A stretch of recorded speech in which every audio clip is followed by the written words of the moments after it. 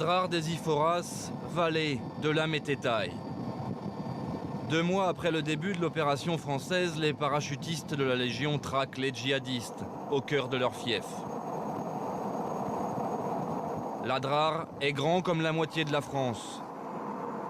Les islamistes ont choisi ce terrain pour livrer leur première vraie bataille.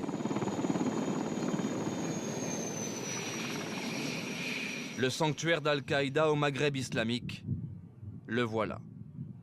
300. Il est où Lokac? Lokac, tu passes à ma gauche, 600 à ma droite, on va se mettre en ligne et on va ratisser cette zone dans cette direction. 300, 600, en langage légionnaire, c'est la distance de tir. Voilà déjà 12 jours que les parachutistes traquent leur ennemi dans ce décor lunaire écrasé de soleil. Certains djihadistes y sont encore retranchés. Sur la ligne de crête, on décèle justement comme un poste de combat. Il y a quand même une ombre qui fait croire à comme de la présence de quelqu'un.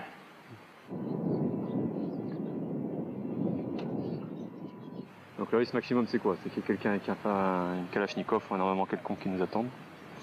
Et le risque aussi c'est que c'est un risque kamikaze, c'est qu'à l'intérieur un mec désespéré il se fasse sauter sur sa caisse de munitions. Donc les mecs ils sont à flanc et ils ratissent tout. Donc on peut pas passer partout, mais bon on passe un maximum d'endroits. Le capitaine Clément n'a pas 30 ans. Habitué des missions en Afghanistan, il découvre ici un ennemi aux méthodes différentes. Sous les arbres, les légionnaires découvrent des centaines de tunnels comme celui-ci. À l'intérieur, possibilité de mettre la cache, l'armement, tout ce qu'il faut pour vivre et combattre pendant certains jours. C'est caché, c'est indétectable par l'aviation. Dans ces conditions, les drones et satellites sont aveugles. En 10 ans de présence, les militants d'AQMI ont transformé le terrain. On tombe sur encore beaucoup de zones vie, qui à chaque fois peuvent abriter 5-6 djihadistes, 5-6 combattants, avec, c'est ça, 2-3 sacs de riz de 25 kg, du sucre, des bouteilles, bon, là elles étaient vides, mais c'est des cavités en fait, des cavités sous les rochers, légèrement creusées, qui peut abriter, ici je pense dans la zone, il y a 200-300 combattants, sans problème.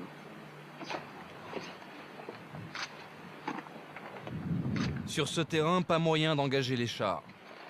La traque se mène à pied, par 45 degrés. Les légionnaires ont surnommé cet endroit la planète Mars. Après 2 heures de ratissage, première découverte de la journée. Sous cet épineux, invisible du ciel, cette masse blanche est un produit chimique bien connu des artificiers. Du nitrate. On a un kit Explo qui nous permet de dire de suite si c'est du nitrate. On l'a testé, il a réagi de suite au nitrate d'ammonium, donc c'est bien le composant de base de l'explosif pour faire de l'explosif maison. Le nitrate d'ammonium à peine transformé est le composant principal de la ceinture d'explosifs. Il y en a 500 kilos, de quoi armer 70 kamikazes. Les légionnaires viennent de découvrir un site de fabrication de bombes artisanales à ciel ouvert. Là vous avez du mortier chinois de 60 et un mortier belge de 60, deux de 60. Assez d'explosifs pour miner toute la vallée, alors pas question de laisser ça derrière eux. Normalement la meilleure solution ce serait de le dissoudre dans l'eau, de manière à pouvoir l'éparpiller. Étant donné que l'eau ici est plutôt denrée très rare, on va essayer de le dispatcher au maximum sur la zone pour le rendre impur, pour rendre beaucoup plus difficile la fabrication d'explosifs. C'est un peu archaïque comme méthode, mais on n'a pas d'autre choix, on n'a que ça sous la main. Score, tu fais bien étaler. Hein. En fait, le but, c'est mélanger du sable avec. Les kamikazes sont la hantise des soldats. Ce petit appareil est un déclencheur manuel pour ceinture d'explosifs. C'est une poignée de tir. Il y a le plus et le moins. Poignée électrique. J'ai fait une boîte fusée. L'interrupteur, ni plus ni moins, pour faire contact. La panoplie complète du kamikaze est toujours la même méthode. L'interrupteur dissimulé dans le creux de la main gauche pendant que la droite fait un signe de salut, puis c'est l'explosion. Cette semaine, dans la vallée voisine, 10 militaires tchadiens y ont laissé la vie. Tout le monde va reculer, s'il vous plaît. Distance de sécurité pour tout le monde. Allez, on recule. Dans la bouteille de gaz et un fil électrique avec un détonateur. La découverte ressemble fort à un piège. Mon lieutenant, vous faites passer sur le réseau, que je vais faire une intervention, demande autorisation d'intervenir sur un fil électrique et ce qui semble être un détonateur. Bleu 30, tout le monde de 100% à couvert, intervention de Griffon. La granite de 30, vous prévenez le médecin, là, sur ordre, il doit être en mesure d'intervenir. Dom, c'est bon, t'as eu l'autorisation pour l'intervention. L'intervention consiste à déplacer la bouteille de gaz à distance au moyen d'un fil. Bien à l'abri, toute la section retient son souffle. Finalement, pas de piège antidémineur cette fois-ci. Les explosifs retrouvés ce jour-là vont grossir le stock gigantesque déjà ramassé dans la vallée. C'est de l'armement qui est encore dans de bonnes conditions de stockage et donc il pourra tout à fait être... C'est prévu que ce soit réintégré auprès de l'armée malienne.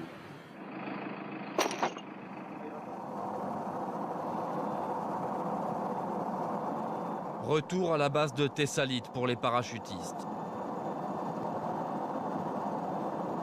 Juste à temps pour dire adieu à l'un de leurs camarades tombé lors d'une opération.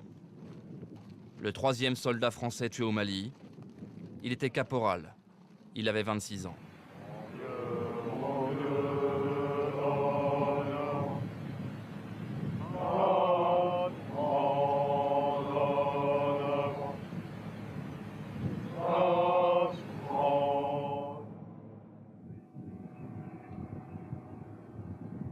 Dans le désert, les hommes vivent comme des nomades.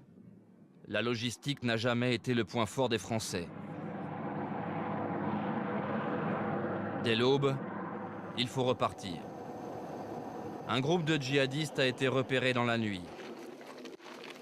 Et puis les otages français pourraient se trouver là-bas. 9 h du matin, déjà 35 degrés, il faut rejoindre l'objectif avant que le thermomètre ne grimpe à 50. Entendu, Goni? Mamba de la Kilo 24, pour la radio parler. Là où il y a la bâche là, de bleu. Les tireurs d'élite ont repéré l'adversaire. Et maintenant, ça tire un peu là-bas. Vous entendez? Allez, on avance. L'adjudant Christian dirige la manœuvre d'approche depuis un piton rocheux.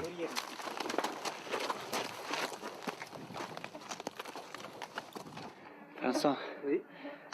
Là, ici. D'environ 4 à 5 personnels. 4 à 5 djihadistes retranchés dans les grottes toutes proches. L'hélicoptère d'attaque est la terreur des islamistes, mais aujourd'hui pas de frappe. Pourquoi est-ce qu'il n'y a pas eu de frappe, moi, Julien? Pourquoi est-ce qu'on fait frappe? Parce que peut-être on est dans la zone des otages et c'est ça. Peut-être ça décalait l'action un petit peu plus. Il est bien ce coin ici.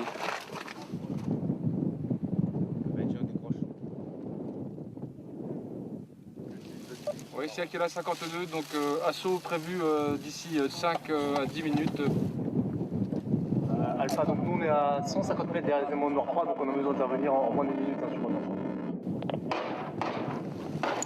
Ouais, Alpha, Nord 8 au contact. Mais l'opération ne se déroule pas comme prévu. Là-bas, les djihadistes ont recommencé à tirer, et c'est un groupe de légionnaires plus proches qui monte à l'assaut. L'échange de tirs est bref. En quelques secondes, les 5 islamistes sont réduits au silence. On a un barbu là-bas. Derrière là. Sous les cadavres, du mouvement. En fait, de Barbu, il s'agit d'un gamin prostré. Pour ne pas l'effrayer, le sergent dépose son arme. Entendez bien, ok? Moi, copain, d'accord? Toi, tu vas te lever deux mains, comme ça. Ok? Vas-y, doucement. Allez, viens. Écartez le dispositif, on sait jamais. Le risque est réel. Le jeune djihadiste pourrait porter une ceinture d'explosifs. D'ailleurs, sa main gauche est invisible. Écarte. En réalité, il est blessé. Voilà. Stop, bouge plus. Prends vêtements, lève. Bouge plus. Stop. Vêtements, Clovis. Viens. Écarte, retire. Allez, enlève.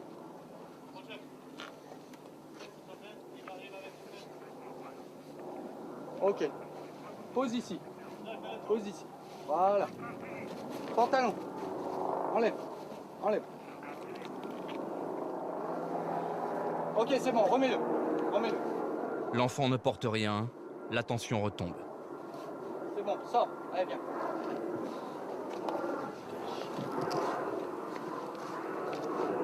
Viens avec moi. T'assois ici, dans l'eau. Voilà, merci. Chaque faille peut dissimuler un tireur embusqué. Il faut inspecter chaque recoin. Les djihadistes attendaient les Français ici depuis des jours, à court de vivres et d'eau.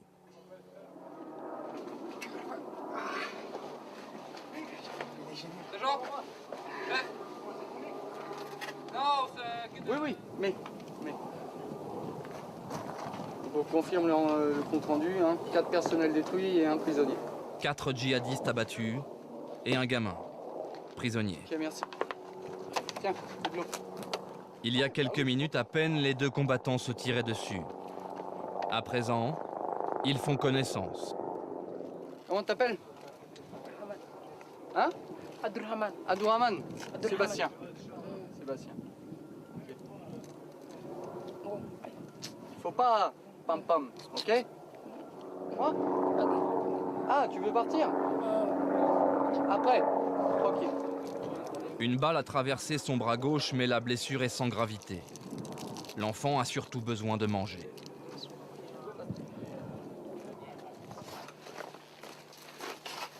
Le gamin ne verra pas les légionnaires enterrer les corps de ses camarades. La procédure est stricte. Un empierrement sommaire et une localisation par GPS. Les coordonnées seront transmises aux autorités maliennes. Ta famille est là-bas, au Soudan? Famille. Papa, maman, là-bas? Papa, maman? Papa, maman. Là-bas? Là-bas. L'enfant parle quelques mots de français. Il jure qu'il n'était qu'un gardien de vache, enlevé par ceux qu'il appelle des moudjahidines. Ouais. Ah, qui t'a emmené comme ça? Il t'a capturé? Il t'a emprisonné? Prison? L'interrogatoire se poursuit en arabe, mené par un légionnaire d'origine nord-africaine. Le jeune combattant était en arrière-garde avec quelques autres, tous noirs comme lui, abandonnés par ses chefs. Il avait 3 Arabes avec lui. Ils l'ont fait, tu restes ici et ils sont partis. Un récit récurrent chez les prisonniers. Les chefs, le plus souvent arabes, ont fui vers l'Algérie toute proche, laissant leurs supplétifs affronter les Français. Qu'est-ce que vous portez là? Rien. Les trophées de guerre. C'est une mitrailleuse. Et les pecs. Il manque les chargeurs. À l'autre, le prisonnier, il est petit, je pense qu'il marche doucement seul. Tu as quel âge? On a remarqué que certains combattants étaient très jeunes, donc a priori une quinzaine d'années pour les plus jeunes. Ça nous complique la tâche parce que face à un ennemi retranché, les tirs doivent être très précis pour éviter d'engager la vie de ces jeunes hommes qui, pour la plupart, ont été embrigadés de force. En 14 jours de combat, 3 militaires français sont morts dans les Iforas et près de 150 djihadistes.